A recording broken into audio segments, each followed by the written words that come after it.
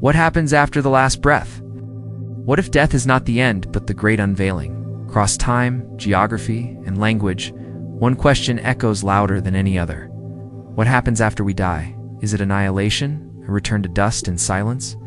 Or is it a transition, a door, long sealed, cracking open? This isn't just mysticism, it's anthropology, it's history. Nearly every civilization has, in its bones, a theory of the afterlife. Ancient Egyptians believed the soul would stand before Osiris, weighed against a feather. The Greeks spoke of the river Styx and the fields of Elysium. The Mayans envisioned a multi-layered underworld called Xibalba, while the Norse braced themselves for the warrior's passage to Valhalla. Different metaphors, different rites, but always the same impulse. Death is not the end. Even in modern science, there are gaps we cannot fill. Neurologists have studied near-death experiences, moments where patients clinically flatline, yet return. Speaking of tunnels, lights, presences, these are not fringe phenomena. University of Virginia's Division of Perceptual Studies has recorded thousands of such cases, many with details inexplicable by normal sensory input. Harvard's Dr. Eben Alexander, once a skeptical neurosurgeon, changed his entire worldview after a near-death coma. Consciousness existed beyond the brain, he said. So why is this dismissed so quickly in modern discourse? Because we've been trained to believe that only what we can measure is real. And yet our own consciousness, the thing that questions, dreams, and fears, remains largely unmapped. Enter the Tibetan Bardo Thodol, or Book of the Dead. Not a religious tract, but a guide. Written not to convert, but to prepare. It describes what happens after death with precision, depth, and astonishing psychological insight. And it echoes truths found elsewhere, in the Egyptian Book of the Dead. In the Greek concept of psyche's journey, even in Jung's modern theories of the unconscious, maybe death isn't darkness. Maybe it's memory. A memory of who we were before we became this body, this name, this moment. You, seeker, are not just flesh. You are the question that survives the answer, so ask it again. What happens after the last breath? Now, let us walk through that door. The first gate, the clear light that calls the nameless death, doesn't arrive with a scream. It arrives with silence. The silence of absence, but of overwhelming presence. According to the Bardo Thodol, the first moment after death is not confusion, not darkness, but a confrontation with the clear light. A dazzling, all-encompassing radiance that has no edges, no center, no opposite. It is not seen with eyes. It is known directly, immediately, because it is the mind's original nature. And here is where everything begins to unravel. To the untrained, the idea that consciousness survives the body might sound like fantasy. But the logic behind this teaching is not blind faith. It's grounded in cross-cultural evidence, spiritual psychology, and even contemporary neuroscience. Let's walk through it. The Tibetans are not the only ones who speak of this post-death radiance. In the ancient Egyptian Book of the Dead, the soul meets the light of Ra, the great solar deity, and must recognize it as truth, not illusion. In the Hermetic texts of Alexandria, the soul upon leaving the body is said to pass through celestial spheres, each one stripping away layers of personality until only pure intellect remains. What they called the nous, a spark of divine mind.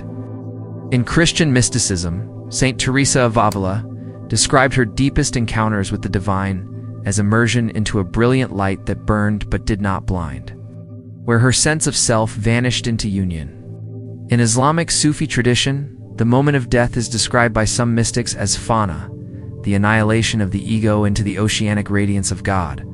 Across cultures, across millennia, they all describe something uncannily similar, a light that is not a thing among other things, but the very field of awareness itself. But why does this light matter? Because, according to the Bardo Thodol, if the soul recognizes this light as its own nature, it is instantly liberated. No cycles, no reincarnation, no karma, just awakening. Nirvana. The light is not a reward. It's not even the destination. Right. It's what we already are, beneath fear, memory, identity. The tragedy is this. Most don't recognize it. The moment of exposure is too overwhelming. Instead of merging, they recoil. Imagine living in a cave all your life and being thrust into sunlight. The light hurts. It's terrifying, not because it's violent, but because it's true, so the soul turns away. It falls back into duality, and the gate closes. But here's the deeper question. Why is this light so frightening? Because it is without form, and most of us in life have clung to form. Our jobs, our faces, our beliefs, our pain. We've built entire identities out of shadows. The clear light asks us to drop it all, to remember what we were before the story began. Modern science, surprisingly, offers support. Dr. Pim van Lommel, cardiologist from the Netherlands, studied hundreds of near-death experiences and found consistent reports of a radiant light, a realm beyond thought, and a deep sense of being home. These reports occurred while brain activity had flatlined, no heartbeat, no IG signals. And yet experience persisted. Even neuroscientists like Christoph Koch admit, we still don't know how consciousness arises. It may be a fundamental property of the universe, like space or time. What the Bardo Thodol dares to say is, consciousness does not arise. It simply is. The clear light is not an after-death phenomenon. It is present here now, but veiled by thought, distraction, and the illusion of self. This is why Tibetan monks prepare their entire lives for this moment, not with fear, but with clarity. Through meditation, they train to dissolve the ego before death, so when the clear light comes, they recognize it not as alien, but as home. And this recognition is not abstract. It is described as total, complete, beyond doubt. Like waking from a dream you didn't know you were in. So what does this mean for you? It means this. The most important moment of your life may come 1 second after it ends. And that moment will not be defined by judgment, by others, or by gods, but by your ability to remember, to let go, to recognize the light. This isn't just about what happens after death. It's about how we live now. Are we training ourselves to identify with what is real? Or are we caught in the flicker of passing things? Because in the end, when the body falls away, only one thing remains. The light, and whether you flee from it or return to it, depends not on belief, but on recognition. The second gate, the garden of illusions and mirrors. If the first gate is light, then the second is reflection.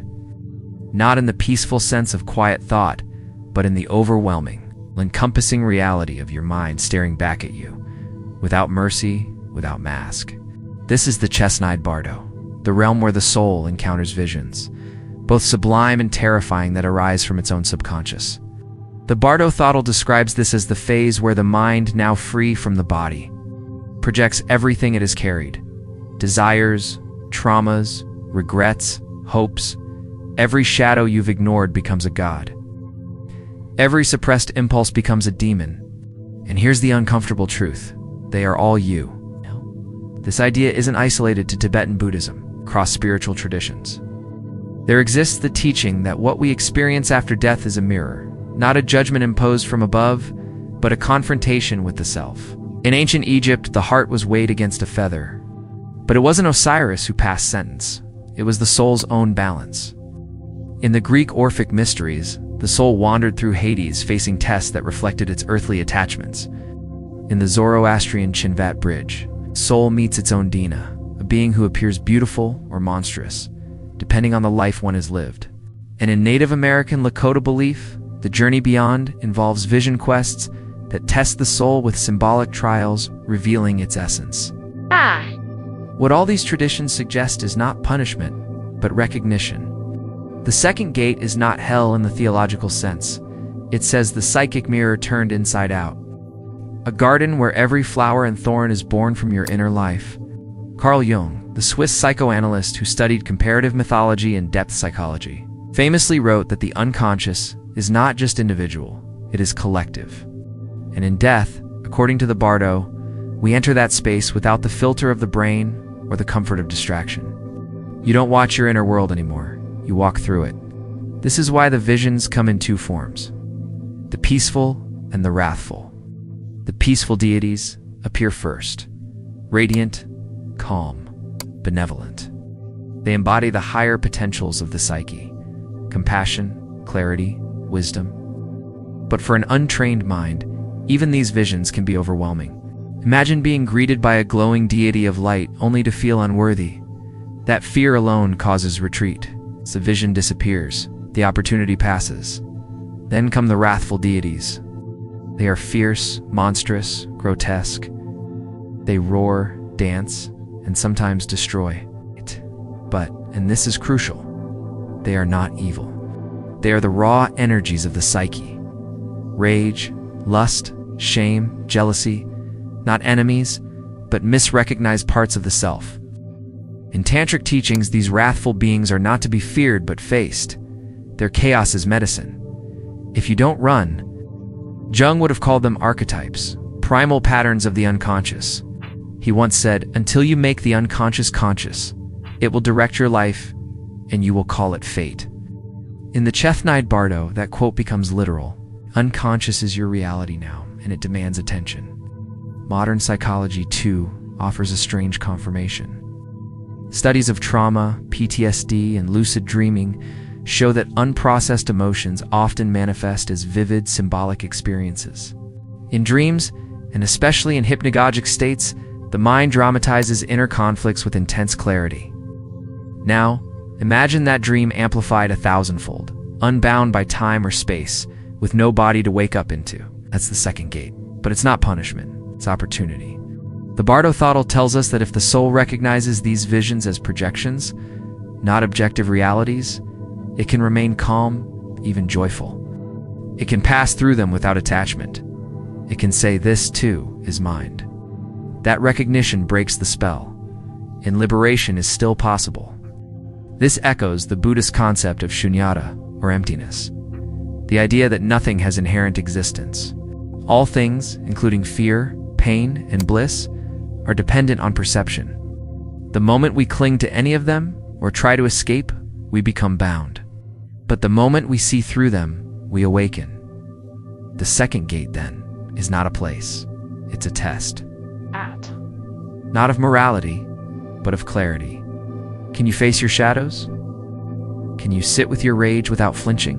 Can you love the monster because you know it was once a wounded child? This gate asks nothing from you but one thing: presence, not bravery, not belief, but the willingness to stay conscious in the face of your deepest truth.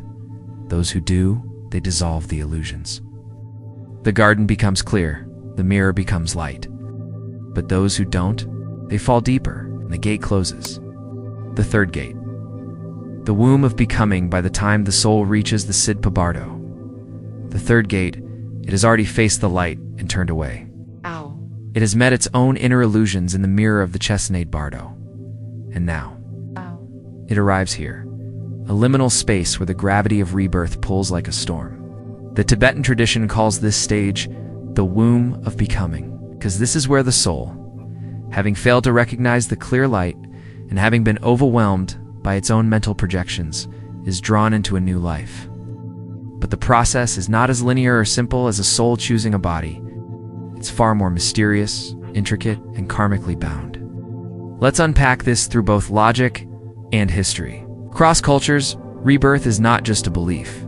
It's a consistent motif. In ancient India, the Upanishads taught that the self, or Atman, travels through cycles of death and rebirth called samsara, shaped by karma, the residual energy of actions and intentions. The ancient Greeks had their version too. In the Orphic Mysteries, the soul reincarnates until it learns to shed material desire. Plato described the soul as choosing its next life based on its past, guided by necessity, but not fully conscious of its decision.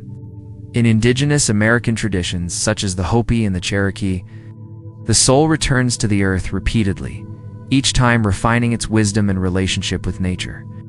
Even in modern Western spirituality, the concept of life review and near-death experiences often points toward lessons left unfinished, suggesting the soul might return to complete them. What all these have in common is the idea that the soul is not done. It is in process. According to the Bardo Thodol, this is exactly what happens in the Sidpa Bardo. The soul, still carrying unresolved fears, desires, and attachments, begins to feel a powerful gravitational pull, not physical, but psychological and energetic. It is not deciding in the conscious sense. Rather, It is being drawn toward a new form by the energetic residue of its past. This is karma, not as punishment, but as magnetism. If, for example, a soul is still dominated by anger, it may be pulled toward a life where anger defines its environment. If driven by desire, it may enter a body shaped to explore or confront that desire. The next birth is not random, it is resonant, a mirror of unfinished business. This logic aligns with what we know from neuroscience and psychology. Humans operate based on pattern recognition and emotional memory. The subconscious is deeply programmed by repetition. Without intervention, whether through therapy, spiritual practice, or trauma, we repeat patterns endlessly. The Siddha Bardo describes the same process, but across lifetimes, not just years. The Bardo Thodol describes visions that arise during this stage, flashes of potential parents, images of couples, and symbols of union. These are not literal observations, but energetic impressions. The soul, attracted or repelled by different visions, eventually chooses its rebirth by karmic pull, not free will. And here's the tragedy, and the chance. The tragedy is that most beings enter the next life unconsciously. They are driven by fear, craving, and habit. The cycle continues. The lessons repeat. The same dreams, the same heartbreaks, the same blind spots, just in new forms. The chance, the hope is this. Even here, liberation is possible. If the soul can remain conscious, if it can see through the projections and remember its true nature, it can refuse the pull, not through resistance, but through understanding. The energy dissolves, the storm calms, and the soul merges back into the clear light, not reborn, but awakened. This echoes the teachings of the Bhagavad Gita, where Krishna tells Arjuna that the yogi who dies in awareness may not return to suffering. In Christian Gnostic texts, like the Pistis Sophia, the soul that recognizes the illusions of the archons can escape the cycle of earthly incarnation. Even in modern accounts of spontaneous past life recall, particularly those studied by researchers like Dr. Ian Stevenson, there are clues. Children remembering previous lives often speak of unresolved events or deep emotional imprints. It seems our consciousness does carry more than just dreams. It carries momentum. The Siddha Bardo, then, is the most human gate of all. It is desire. It is fear. It is the echo of every I want and I wish we VA ever whispered. But it's also the final moment to pause, to breathe, to wake up, because the choice of the next body is not about biology. It is about resonance. The soul will be born into the world it still believes in. So what world are you still holding on to? Here's the deeper truth.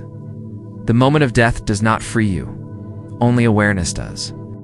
And even in this final gate, the question remains, not what will I become, but what have I not yet let go of? And so we return. The door reopens. We began this journey asking what happens after the last breath. But now we must ask something far more intimate and far more dangerous. What have we misunderstood about life all along? You've seen it now. It's the light that welcomes, the visions that deceive, the pull that reshapes you. And beneath all of it, one truth. Death is not the end. It is a mirror, a portal, a return. But return to what? Across time, cultures have whispered an answer. The Egyptians called it the Field of Reeds. It's a dimension where the just live among eternal crops and flowing water, not because they were rewarded, but because they remembered the truth in death's moment. The Greeks spoke of the anamnesis, the soul recalling what it truly is after drinking from the spring of Mnemosyne instead of Lethe. In the Gnostic Gospel of Thomas, Jesus says, "When you come to know yourselves, you will realize you are the children of the living one." And the ancient Vedic seers described moksha not as a destination, but as the shedding of illusion, the breaking of cycles. What all these teachings suggest is this: liberation is not found after death, it is remembered through it.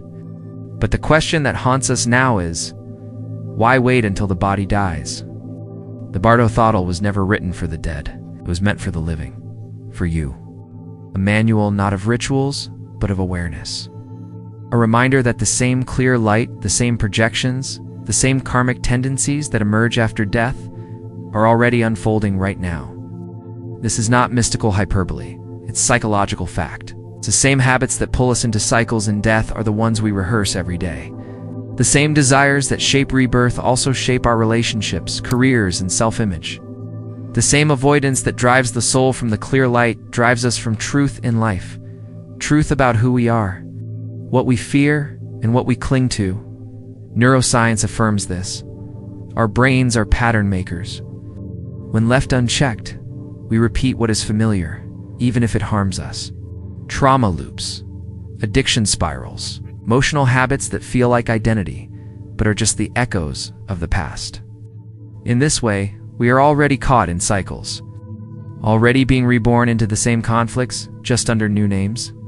So what does the Bardo teach us now? It teaches us to wake up, not later, but now. Not to see that each moment is a Bardo, each decision, a gate, each emotional reaction, a vision to either believe or dissolve. The afterlife is not a far-off mystery. It's right here, behind your next breath, waiting to be recognized. That is why this journey matters. Not to prepare you for death, but to reveal that death is not separate from life. They are one process, a spiral, a breath, a door opening both ways. And that brings us full circle. The first door opened with a question. What happens after the last breath? But perhaps the real question is, who are you when you're no longer hiding behind the roles, the fear, the identity?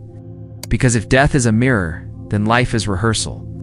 And what you believe about yourself now determines whether you'll see the clear light as terrifying or as home. In this sense, the teachings of the Bardo are deeply American, not in geography, but in spirit. They speak to the frontier of the soul, to the possibility of inner freedom, the courage to face what is real, and the radical idea that you are not defined by your past, your name, or even your body. You are defined by your awareness and what you do with it. The door has reopened. You've walked through light, illusion, and longing. You've seen how each phase is not punishment, but education. The soul does not suffer to be judged. It suffers to be woken up.